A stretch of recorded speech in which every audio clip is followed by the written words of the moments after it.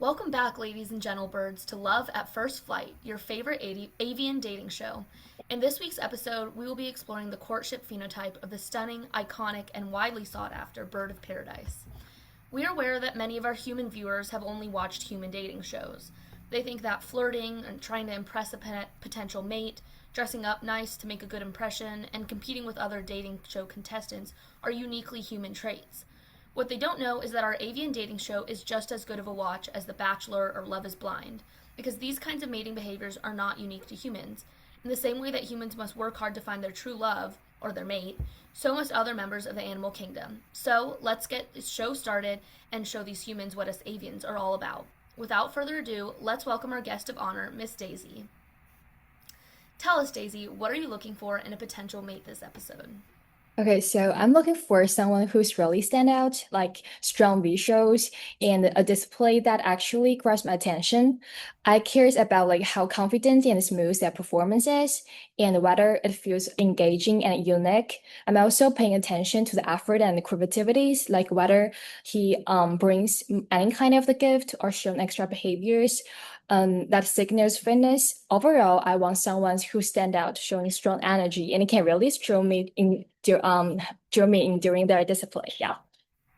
Well, excellent. Let's find out who our other lucky contestant is. Joining us from our first damn, we can cut that out. Yeah. Um, Excellent. Well, let's find out who our lucky contestants are, shall we? First, joining us from the western peninsula of New Guinea, we have Nido. Hello, I am Anietta Bird of Paradise from New Guinea, and I'm going to be straight up. I'm not looking for anything serious here. Don't expect me to sit on your eggs or watch the kids hatch or even talk to you after we have babies. I'm really not that kind of guy. Where I'm from, a lady with a nice dull coloring is incredibly attractive. So I'm hoping to find a woman who can camouflage excellently in our forested environment. Well, that sure is exciting. Now let's see who your competition is. Come out, Bruce. Bruce, how Hi. are you? Tell us a little bit about yourself. Hi everyone, I'm a super bird of paradise and I'm from the Central Cordillera of New Guinea. I'd say I'm elegant, dramatic, and very serious about putting on great performance. Excellent. Well, let's get this show on the road. Today's competition will consist of three categories: visual, performance, and gifting. To begin, let's have Nito and Bruce over to center stage, please. So, tell me, Daisy, what do you think about Nito's ornamentation? Okay, so for NATO, I really like how like your feathers expose your wingtips and the tail base, but your breast shield feathers are not that literally extended. That's a kind of like a turn off for me. And the tip roots, I would say your cape is so pretty and long. I see that it extends beyond the base of the tail. Your tufts are like a little short for my preference though. They're like way shit. I wish they went out past your head. That sure is a lot to think about. Well, on to our next category, performance. Nito and Bruce, you'll each have 1 minute to describe your ideal first dance to Daisy. Okay, Daisy, I would give you the performance of a lifetime. I would tilt my head back and make sure my wings are spread out horizontally, and I'd really let my narial tufts elongate. I would flap my cape over my back for you, increasing the stance in intensity as I start to stomp my feet. What makes this dance so special is that I move from side to side, gliding over the ground, and my feathers create a very attractive frowning face shape.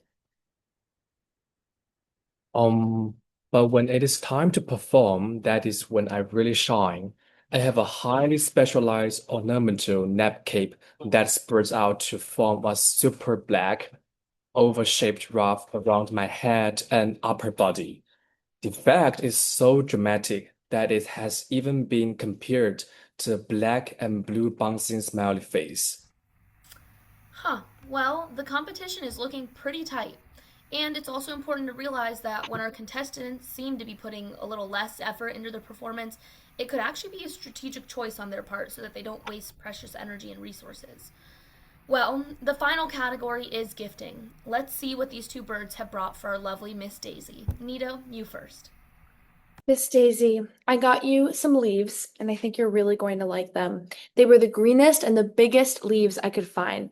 I'm going to throw them over to you, and this demonstrates my fitness, particularly my strength. As for gifting, I do not actually bring one. So my answer is, I didn't realize we had to bring a gift. Honestly, my performance is the gift.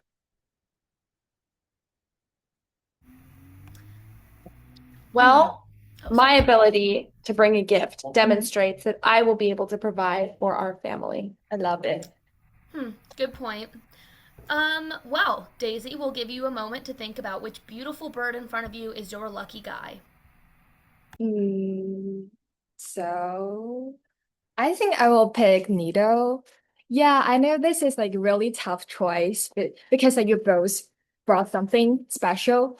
Like bros, your performance was super energetic and bold, but like, and it's definitely stood out. But like in the end, like I'm going to choose Nido because I really love how unique and controlled your performance was, and especially the gift. Like it made a huge difference to me and it showed extra effort and make your displays more like personal and intentional.